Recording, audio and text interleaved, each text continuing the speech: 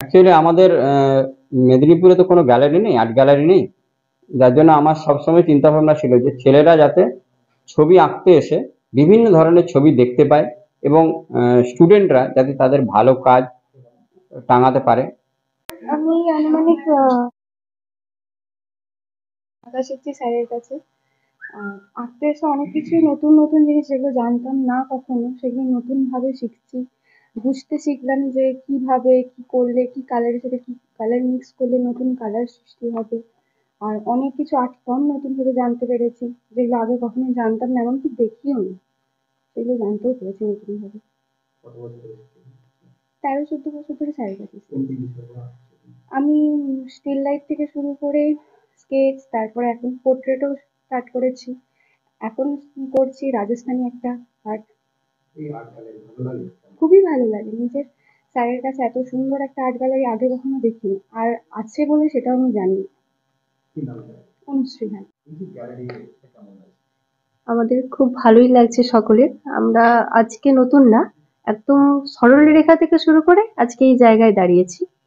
হ্যাঁ, এবং আনন্দের সাথে আমরা শিখছি, এবং আমাদের স্যার প্রত্যেকটা জিনিস হাতে ধরে শেখান। শুধু শেখানই না, তার সম্বন্ধে আমাদের বিশদ আমাদের আলোচনা করে দেন, আমরা সেসব সম্বন্ধে জানতে পারি।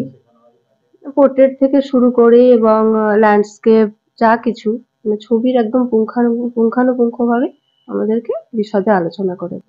না, অন্য কারো আছে, আমাদেরও ছবি আছে। মধুমিতা দাস। আমার 25 বছর হয়ে গেল শেখা।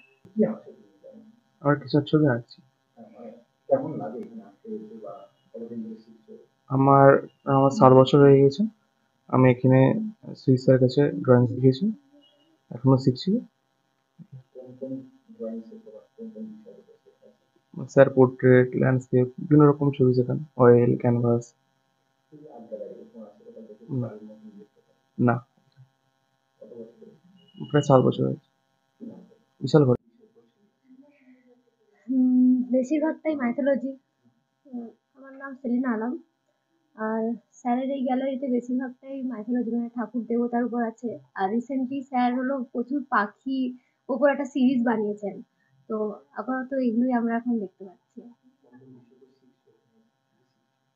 আমি এখানে এসে বেশিরভাগটাই অ্যাক্রিলিকের উপর শিখেছি। পরবর্তীকালে আরো অন্য কিছুর উপর শেখার ইচ্ছে আছে, স্কেচ, অয়েল পেন্টিং, ওয়াটার কালারটাও শেখা হয়ে গেছে প্রায়। তো পরবর্তীকালে স্কেচ আর অয়েল পেন্টিং আরো যা যা আছে সেগুলো অবশ্যই শিখবো। না,